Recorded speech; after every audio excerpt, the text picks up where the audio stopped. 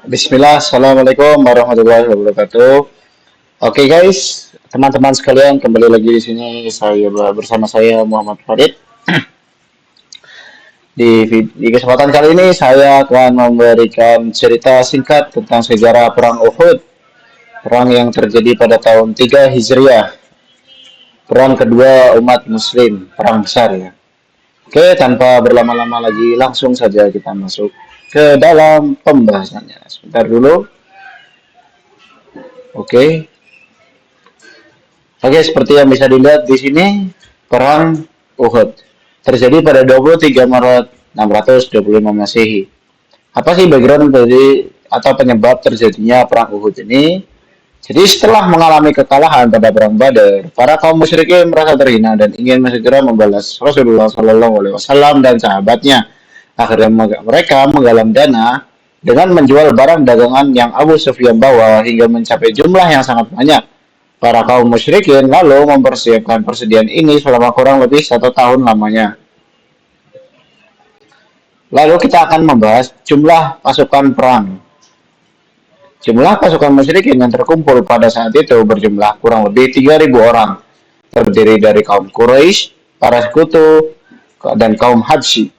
15 orang wanita juga ikut serta dalam perang ini untuk menunjang semangat juang para pejuang. Kendaraan pengangkut mereka berupa 3.000 onta dan 1.000 kuda. Pasukan kavaleri dipimpin oleh Khalid bin Walid dan Ikrimah bin Abu Jahal. Kejadian pembelotan pasukan. Nah, jadi ini Abdullah bin Ubay, dia itu membelot bersama kurang lebih 300 orang saat kedua pasukan bertemu dan dapat melihat satu sama lain. Sebenarnya Bani Auf dan Khazraj juga hampir saja mundur, namun Allah menangguhkan ketetapan hati mereka untuk terus ikut berjihad. Dimulainya peperangan. Perang Uhud dimulai dengan majunya Talha bin Abi Talha dengan menunggangi ontanya, dan tidak ada kaum muslimin yang berani menghadapinya karena ia dijuluki sebagai mesin perang. Namun Zubair bin Ammam pun menghadapinya dan berhasil membunuhnya dan menyebabkan untanya. Pertempuran pun akhirnya dimulai dan berkecamuk sampai 10 pembawa pagi perang dari Bani Abduddar dari kalangan kaum musyrikin mati dalam perang tersebut.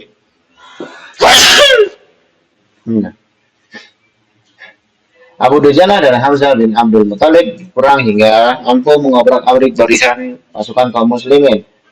Namun Hamzah gugur dalam perang ini dan membunuh diam-diam di tengah kegelapan.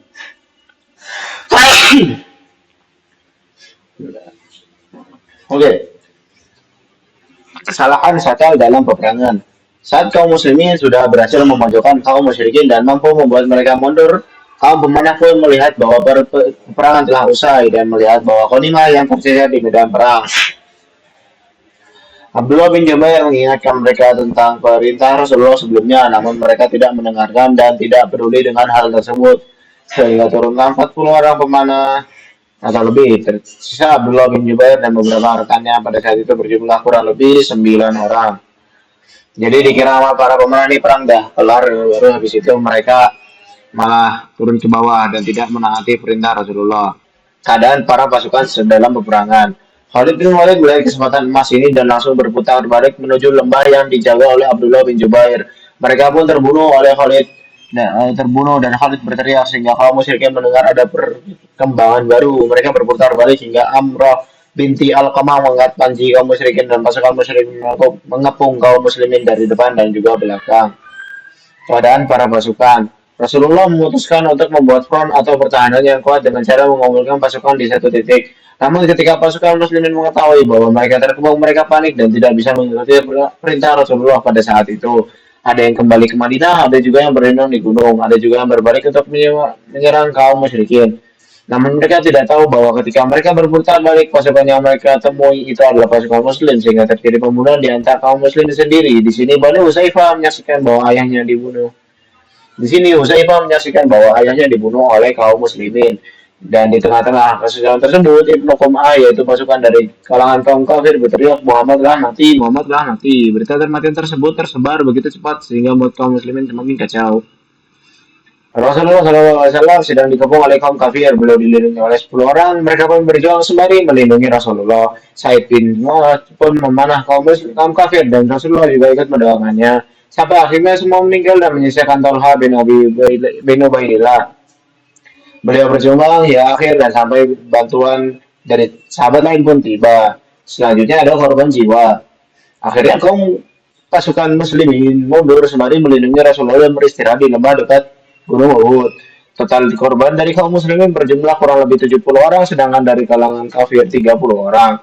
Hikmah. Nah, ada hikmah yang kita bisa petik dari peperangan kali ini, yaitu pentingnya ketaatan dan disiplin, lalu ujian keimanan dan kesabaran, serta pelajaran dari kegagalan. Terima kasih yang telah menonton video ini. Wassalamualaikum warahmatullahi wabarakatuh.